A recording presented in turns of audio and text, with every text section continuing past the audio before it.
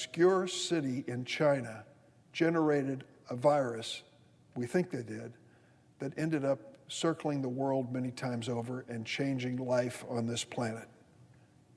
Last month, I received a briefing from Dr. Fauci on the new genetic mutations of COVID-19. He shared troubling news about variants that are emerging in the United Kingdom, South Africa, and Brazil.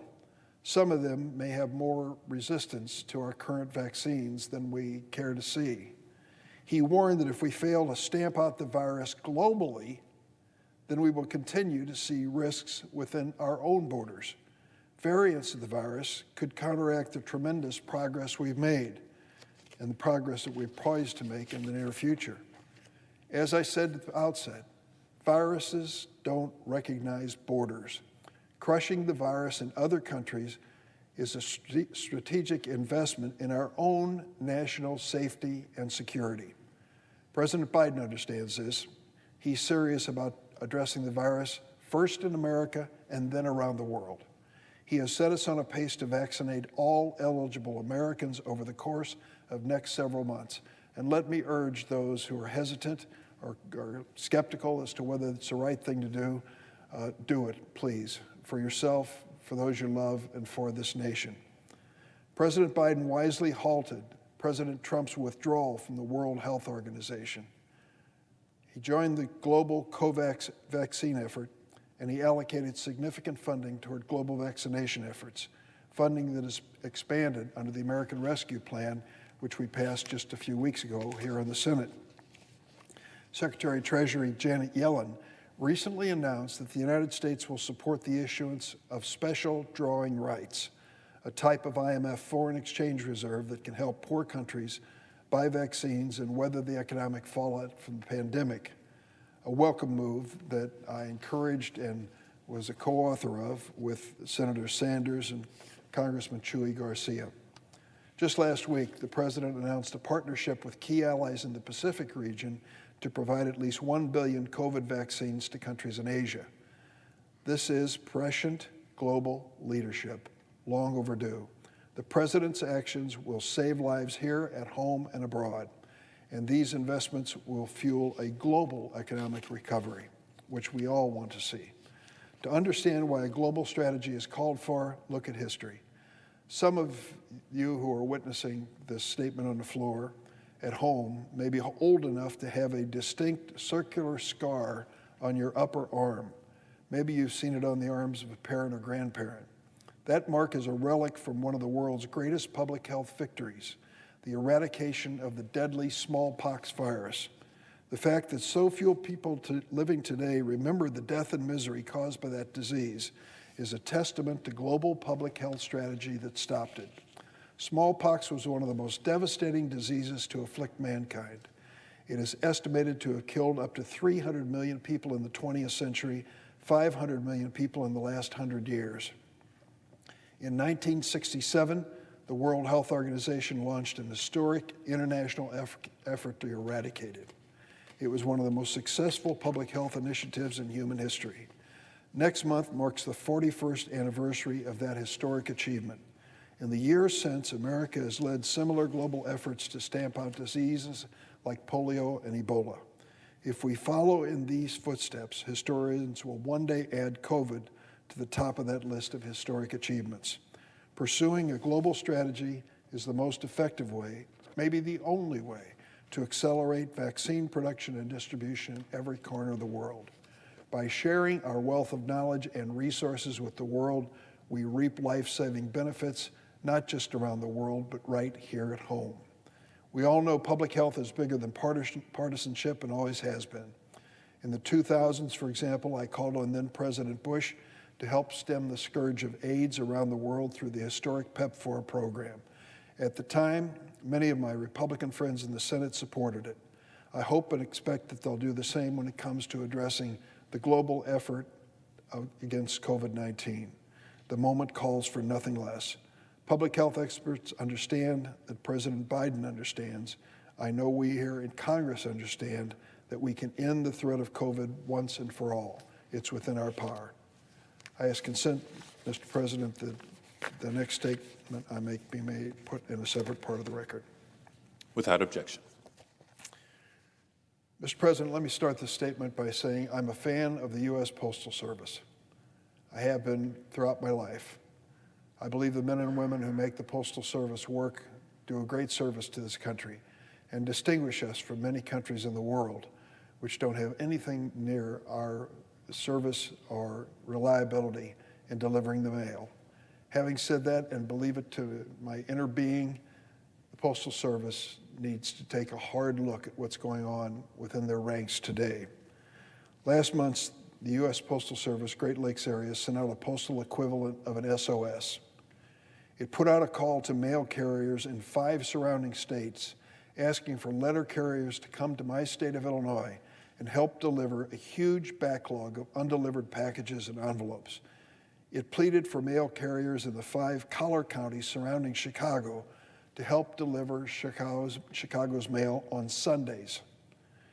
Ken LeBay is one of the mail carriers who answered that call for help. Mr. LeBay has been a mail carrier in suburban Mount Prospect, Illinois, just outside Chicago for 28 years. He's a president of the local letter carriers union. He's also quite an athlete. In 2002, he was the only mail carrier on the USPS-sponsored professional cycling team.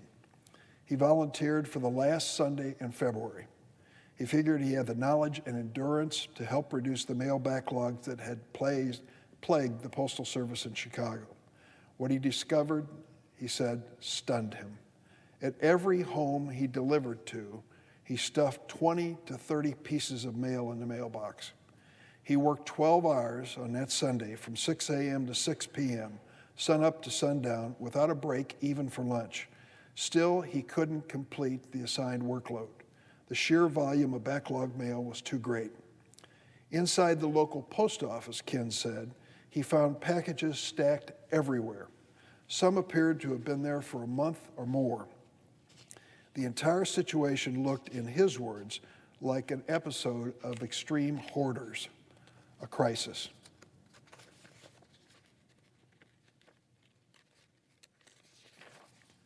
Chicagoland is not the only postal chaos location, Mr. President.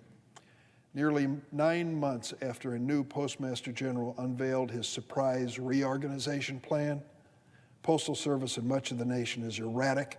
Mail delays are the longest they've been in generations.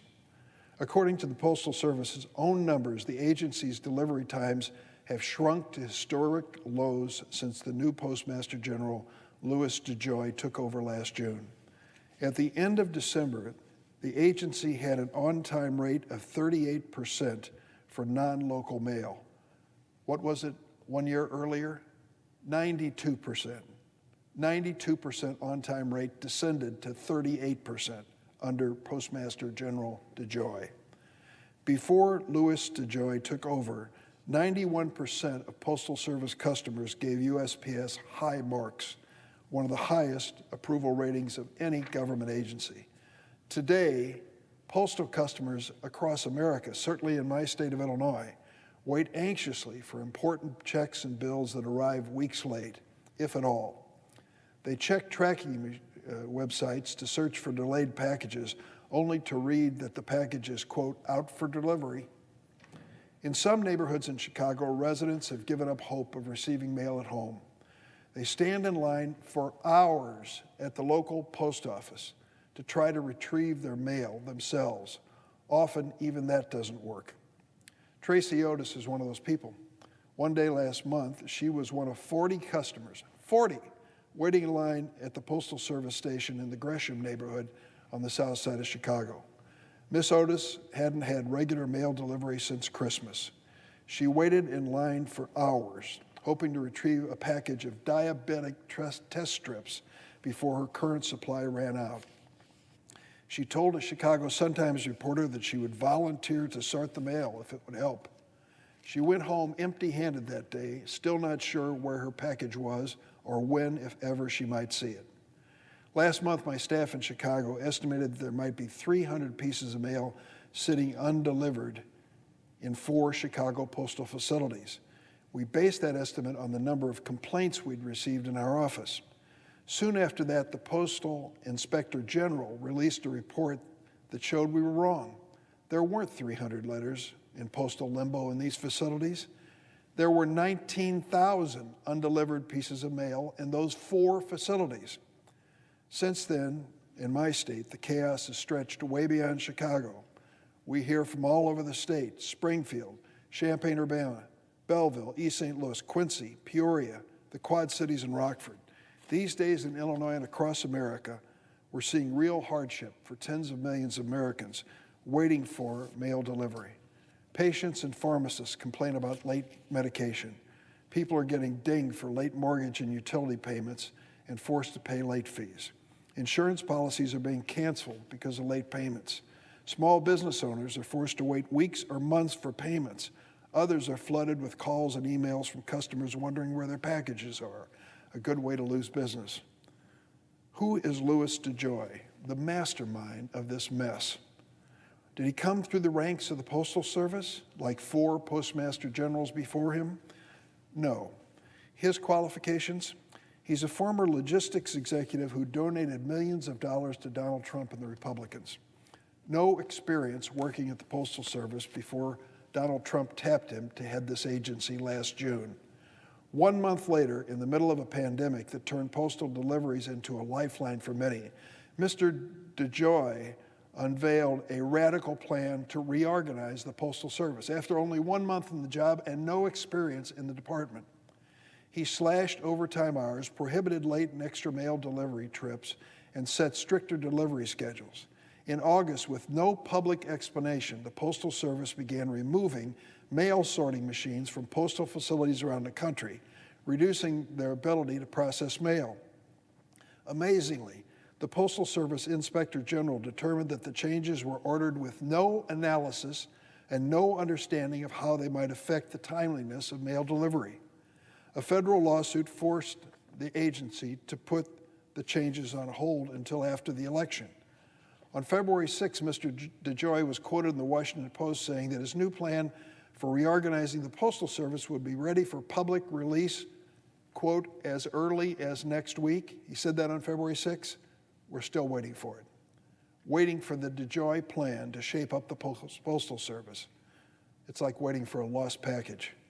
We know some of the biggest changes Mr. DeJoy intends to propose because he's confirmed them publicly. The DeJoy plan for shaping up the post office is expected to call for the following: service cuts, higher prices, and slower mail delivery.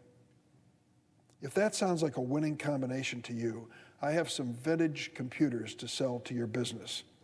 In short, this is not a solution. This is a sabotage of essential public service, and we shouldn't tolerate it. Well, America has a new president who understands that affordable, efficient postal service is essential to America. 5 days after taking office, President Biden replaced the chair of the Postal Regulatory Commission. Late last month, he filled 3 vacancies on the Postal Service Board of Governors, the body that hires the Postmaster General and oversees the Postal Service. I encourage President Biden to make all the changes necessary to rescue the Postal Service. Mr. DeJoy has offered a stream of excuses for the chaos that has fallen the Postal Service since he showed up. He says it's the pandemic, the Christmas holidays, bad weather, racial justice protests, an election. He's got a list as long as your arm. I would remind him that in 1864, we held a national election in the middle of a civil war, and 150,000 Union Army troops voted absentee from the field. The Postal Service is as old as America itself. It has proven that it can adapt to crises with the right leadership. If Mr. DeJoy cannot or will not provide that leadership, I respectfully suggest he step down. I yield the floor. Thanks for watching, and if you haven't already, please consider subscribing to our channel. And while you're at it, please leave us a comment. Thank you for watching.